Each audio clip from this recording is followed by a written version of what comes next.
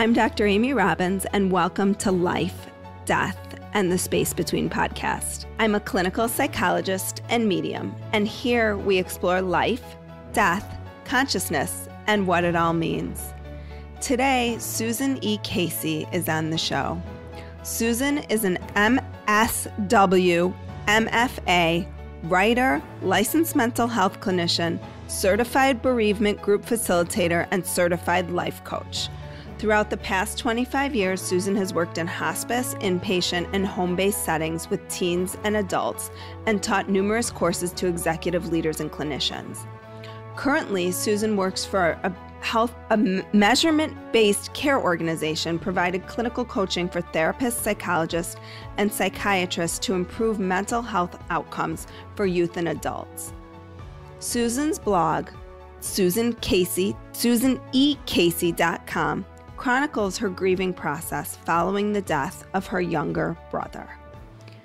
Her fiction has won numerous awards, including first place in the Penn Nob Hill Literary Contest and Green Writers National Literary Contest. Rock On, Mining for Joy in the Deep River of Sibling Grief is her first of nonfiction. That is what we're here to talk about today. So welcome, Susan. Thank you, Amy. Thank you so much for having me. I've been really looking forward to our conversation. Me too. And interestingly, we're recording the week of Kobe Bryant's memorial. And I actually read an article right kind of before you and I were going to, not today, but before we were going to get talking about this, about sibling grief as it relates to her, I guess, Gigi's oldest daughter. So Natalia, I think was her name. It's so apropos, I think, that we're kind of talking about this and bringing this to the forefront right now, because when we have a public figure where we can really kind of illuminate it, it seems to help people. So let's talk about what this forgotten grief is, sibling grief. Well, yeah, and before I leap into that question, just on the Kobe Bryant front, I'm not sure what article you saw, but I was a contributing writer to the hope.com, and in the article, there was an article that speaks directly to this minimizing, that sibling grief is minimized, and kind of brought to the forefront, which is my goal and my passion, is to raise awareness around sibling grief. And I think partly, there are two pieces to this. If you're an older sibling like myself, who has lost a brother, and he was old enough to have a daughter and a wife, that the sibling, there's many things that we need to take care of. For me, he died over in Hong Kong. My older brother and I flew over there, and we were there for 3 weeks, flew home, had to write his tribute, had to plan his memorial, had to be strong for my parents. And of course, over in Hong Kong, my older brother and I had to be strong for my niece and my sister-in-law. And so I think for older siblings, we have to be, quote unquote, strong for everyone. And I think siblings often feel that their grief is minimized, but even more than that there's no space for us to grieve. And I write in the book, when will it be my turn? And really, I don't think it matters if you have a really super tight bond with your sibling or if you're estranged. Siblings really help to form who we become. There is no one closer, right? It's you grow up together. There's nobody who knows for you better, for worse, right? Yeah. And there's no one who knows you better. And so for me, I'm the only daughter. I've got 4 brothers, 3 surviving. I'm right in the middle. And we come from a large Italian Catholic family, and we're very, very tight. So losing Rocky was one of the most devastating things that has ever happened to me, and certainly to our family. I interviewed 27 people all over the world for my book that was released on the 6th anniversary of Rocky's death, which was on Valentine's Day of this year. And that was a very common theme of just this sense of having to be strong. Now let's talk about younger kids. That's even more complex. It sounds to me like there's almost 2 types, right? There's an adult sibling grief, which my mom also experienced. She lost her sister when my mom was 45. Mm-hmm. But then there's the grief of if you're young and you lose a sibling. It's almost like 2 separate completely separate experiences, I would imagine. Right. And so while I was writing this book, I was reading books on parental grief, just to give me an idea of what my parents were going through. But for the younger kids, and I did interview a couple of young people.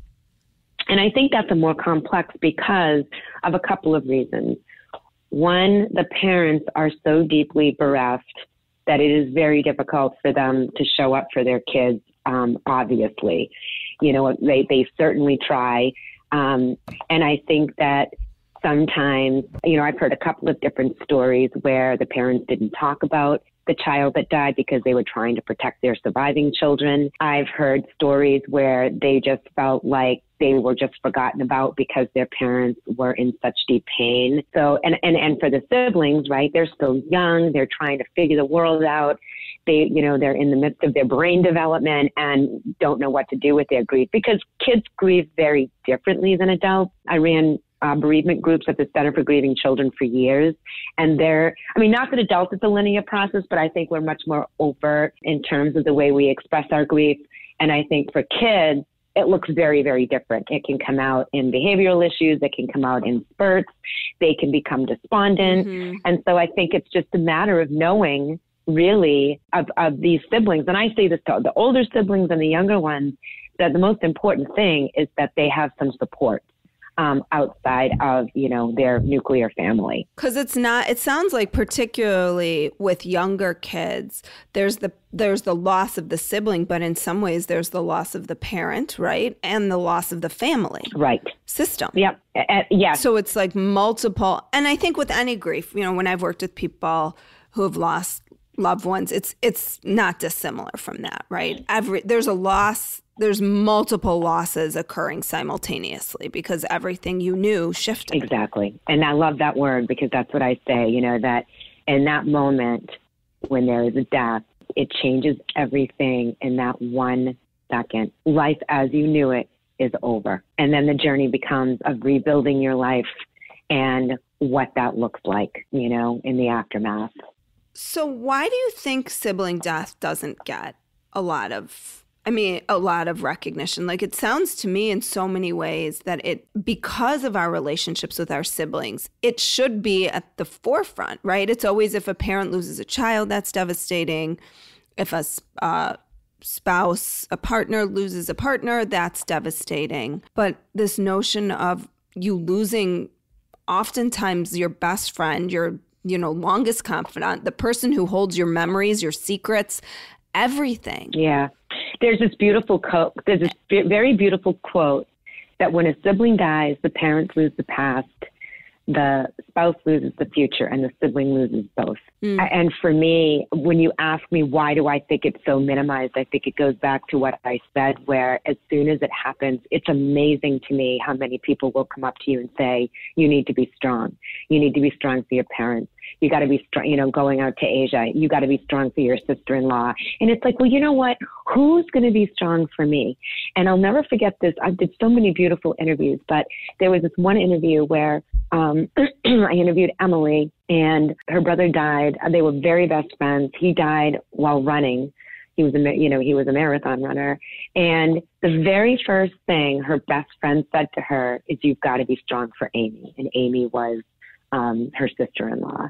And as soon as that happens, there's something that happens for us as surviving this tragedy that it's almost like we have to go into like a secret hiding place to have our grief moment. And it's a misnomer. I mean, one of the biggest themes out of the book that I heard over and over was that the surviving sibling did not feel like they could talk to their parents about their brother or sister. Why? Because they felt as soon as they did, the parents are going to start crying and that they're causing more pain. And what I learned at the Center for Grieving Children and what I've learned in my own experience is the opposite is true. Parents want to talk about their child.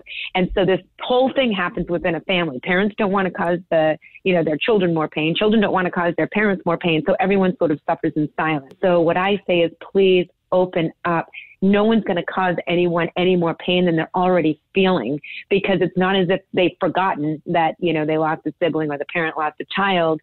But I think that silence in families can be very insidious and very painful, because it is the truly white elephant in the room. So please talk about your loss, talk about your sibling, because it gives us the freedom to know that we can carry their spirit with us, and they're not going to be forgotten. And it's not this weird thing that happens within a family where it's taboo to talk about this person that you've loved and lost. Did you find anything in your research around miscarriages, like sibling loss? If there was like a miscarriage and how that gets handled, That's a very interesting question, because I don't know if you're familiar with Cheryl Strayed and Steve Allman. Cheryl Strayed wrote the book Wild, among many other things. And she and Steve Allman had a podcast called Dear Sugars. They had a two-part series called The Empty Chair, around exactly what you're talking about, where a sibling is born and they had already lost a sibling and were not aware of it, and how that impacted their life, like this ghost in the family. So, then I was interviewed by another radio station, and the woman, it was the Mary Beth Conley show, and she had lost a brother when she was 8. And her parents stopped talking about her brother, so that when she got decades later, when she was getting married and doing the family tree, she left her brother out.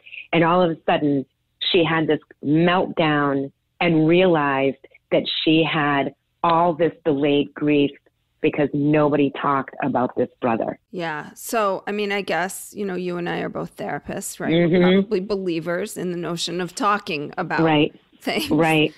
And I think it sounds like that's so much of the message here, is that when we don't talk about it, when we don't speak it, when we don't speak the name, we're not healing. That's right. We're holding, what we're doing really is we become, I think, this is my language, we become holding tanks for our grief. And as you know, I mean, you're a therapist, you can't run away from grief. It will manifest in some way. And if we don't, it always does. Right. Even in illness. Or what I call getting stuck in anger. I interviewed a few siblings that said they don't want to talk to their parents about their sibling because they're still so angry about it. Or people carry guilt. I mean, that's my other huge message. You've got to know when you need help. There is no shame in that. For me, I saw a grief therapist for a year. I needed help. And whether you go to a bereavement group, whatever it is, because I think also there's another erroneous belief out there that grief has some sort of expiration date. I always call it the 2-week mark. Everyone moves on after 2 weeks. They descend on your life with food and cards and condolences, and then people have to get on with their life. And so I think often what contributes to that whole shutting down is also feeling like my friends are sick of hearing about this, which may or may not be true. I think it really depends on your support system. But that is another reason, find yourself a great grief group, or go to a therapist or a priest or whoever you have in your world that provides support, where you feel like you can really sit and you can cry and somebody is holding that space, because no one can take away that pain. Well, right. And I also feel like people get so stuck. Right.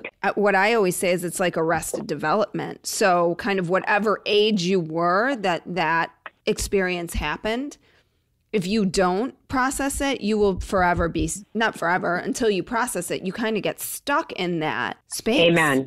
Very true. Yes, indeed.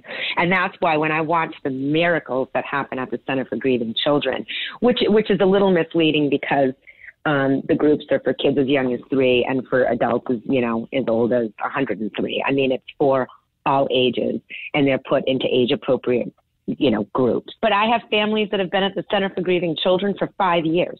Just to give you some idea of the kind of work that happens in these groups and the process that it takes to find that new normal. So I want to ask you some of the questions that you ask in your book to others, which is how did the death of your brother shift and change the course of your life? I would say pretty much in every way. I had been the international communications director for this huge international behavioral health organization of 14 years, and I quit. That was a terrifying move, but I couldn't do it. I took a 3-month leave of absence, and I came back, and my heart simply wasn't in it anymore.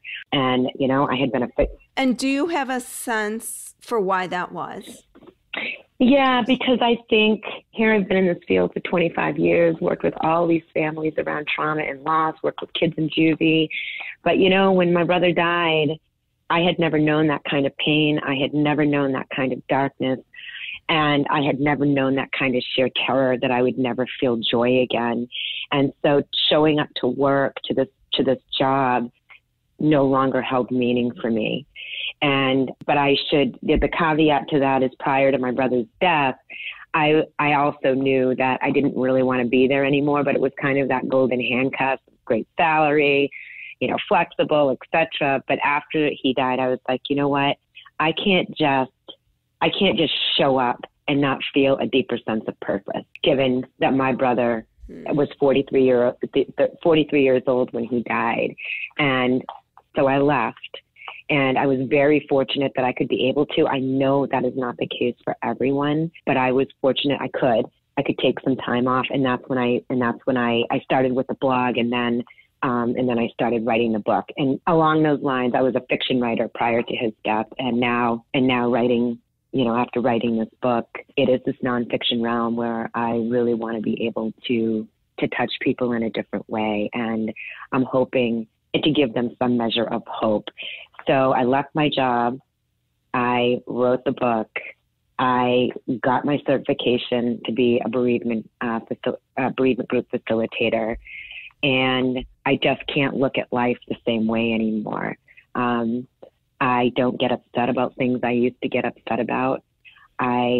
I've always been compassionate, but this has deepened my compassion for the human experience in ways I can't even articulate. And I'm more present. I'm more present with the people in my life. And I have a deeper understanding that it is the tiny moments that we string together that give life meaning, that bring us joy. It's not the big life events. It's the small, I call them the little bubbles of magic that happen in our life that I think sometimes we can take for granted. I don't take anything for granted anymore. I certainly don't take the people in my life for granted. Well, and I think a big takeaway is that, and why I do this podcast, is you don't have to wait for that moment to happen, exactly, to have the experiences that you're talking about, right? Mm-hmm. Like you can obviously, maybe you haven't experienced such a depth of pain like you have, but that doesn't mean you can't experience deep joy. Right. Just knowing that inevitably it's likely that at some point any of us, all of us, will experience that type of pain. Well, it's just unavoidable as being human. It's unavoidable, but I'll tell you something very interesting. I've had 2 people reach out to me after reading the book. Neither of them have had a loss.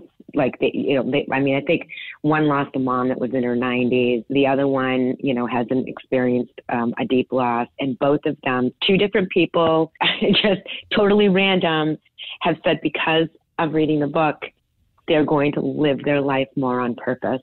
And that's the way it moved them. Even though I believe in reincarnation and all of that, our lives are short, this go around. And yeah, live your life on purpose. Do what you want to do. Did you have any, so we're going to get a little bit into the spiritual realm here, because in reading your book, it almost seemed like part of you, maybe I'm just projecting this, but part of you may have had a sense that the moment of his death was coming for a long time. Well, just in how he kind of lived his life. And I'm deeply intuitive, and I was constantly worried about him. And it's funny that you bring this up. Yeah, it sounded like you were always worried. Always kind of holding your breath. Yep, I was always holding my breath. That's exactly right. And I've always believed in the afterlife. I've gone to mediums. I lost my father when I was 10 months old. And then my dad now, he's been my dad since I was 2. But I've gone to mediums. I've always believed in reincarnation and the afterlife, read many, many books. And even though I understood that, and I write about this, that even if we have that deep belief, we still are living on this physical, material planet where we know we are not going to get that physical hug again, and I think you're going to get into this about the signs that I received from my brother. But that has probably been the most joyful part, because not only do I'm not that, oh, it's a coincidence. There were just too many things that happened where I just know he walks with me. And my mom passed in March, and I just feel like they're with me. I just feel like they're always with me. What would you say that you had a premonition about this, or just sort of a felt sense that he might not be with? It was a doom. Yeah, it was a doom feeling. Like I can't, it's so hard to put words to, because like I said, I'm intuitive, and I felt like he was not going to grow into an old man. Mm-hmm. That's how I felt. Well, and it was so evident to me in the book reading it. You know, I felt like, okay, when's it going to I mean, obviously the book's about sibling grief, so you know, but it just seemed like how he lived his life sort of was headed in that direction of a young death. Yeah, yep. And, you know, he was this fearless, charismatic, bigger than life personality. He had no fear. You know, he up and moved to Bali, you know, when he was deeply flawed, like all of us are. And so he ended up leaving his wife, who was 4.5 months pregnant at the time. And a lot of people judged him very deeply, and he was very, very sensitive. So he ended up moving over to Bali, Indonesia, and became the spa director for 4 seasons. And so now I've got a brother that's thousands of miles away. We could Skype and do all of those things. But, you know, there was a lot of judgment around him. And I think that for my brother, what pains me so deeply is that he wasn't able to forgive himself for some of those decisions, and could not see the light being that he was.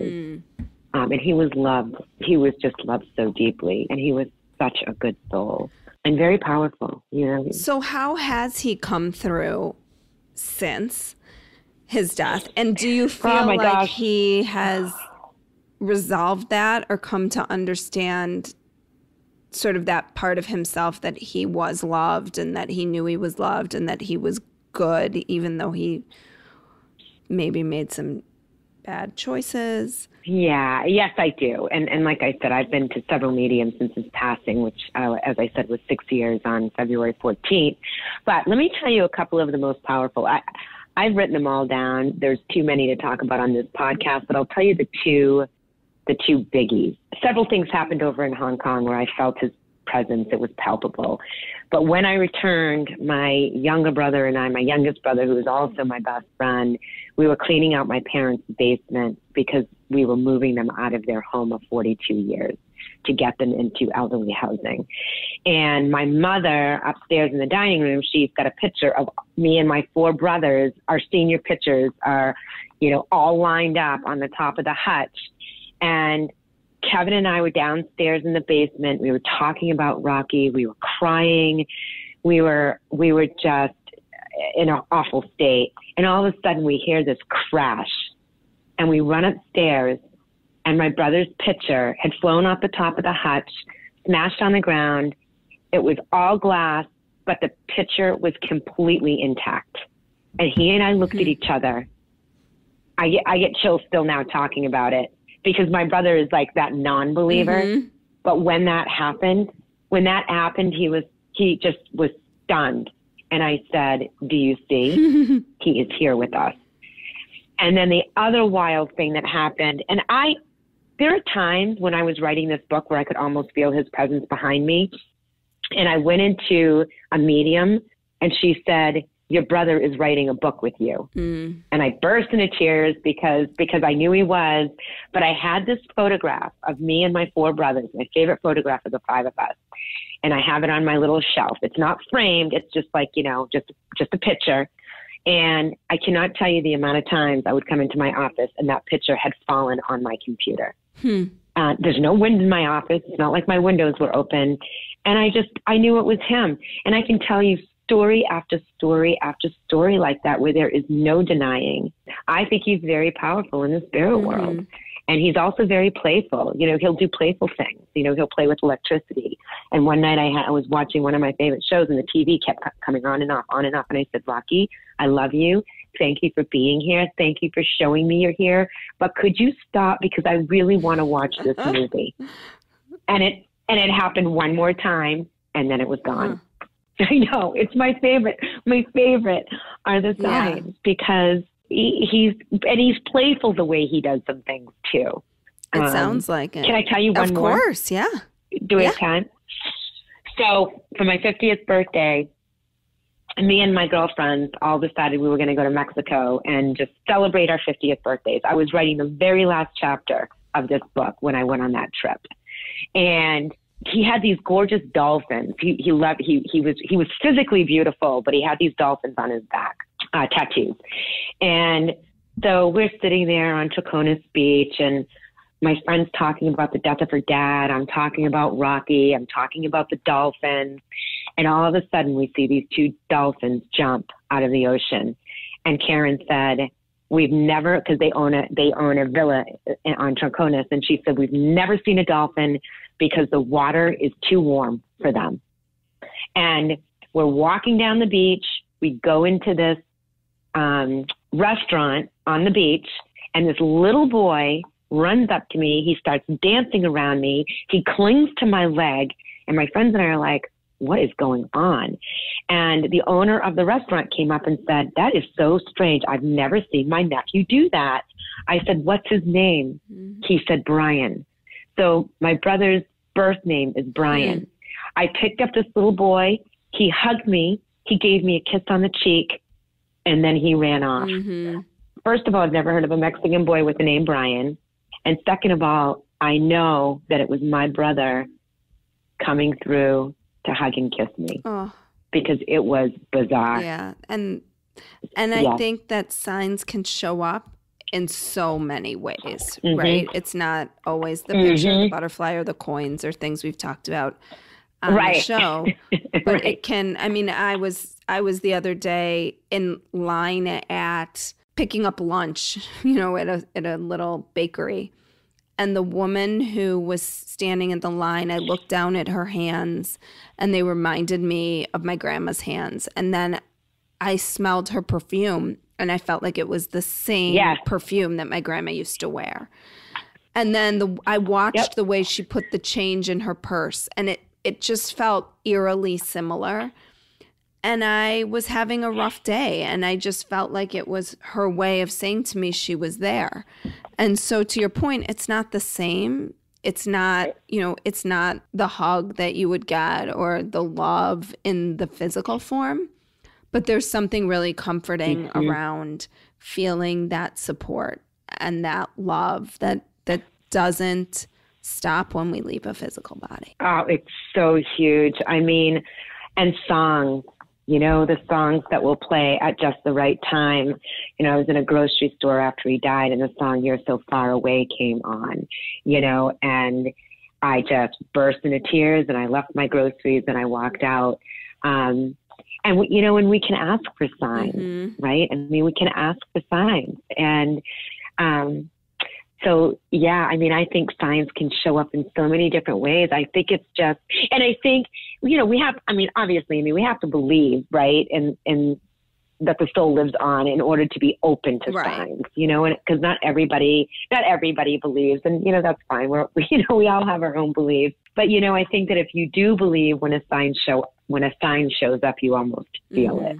Because it strikes you in a like you when smelling your grandmother's perfume or watching the way she put the coins back in her pocketbook, it resonated with you and it reminded you of your grandma. So I think that happens too, where you just get this feeling that you're not alone, So the book is called Rock On, Mining for Joy in the Deep River of Sibling Grief. And people can find you at your website, which is susanecasey.com. Yep. And where else?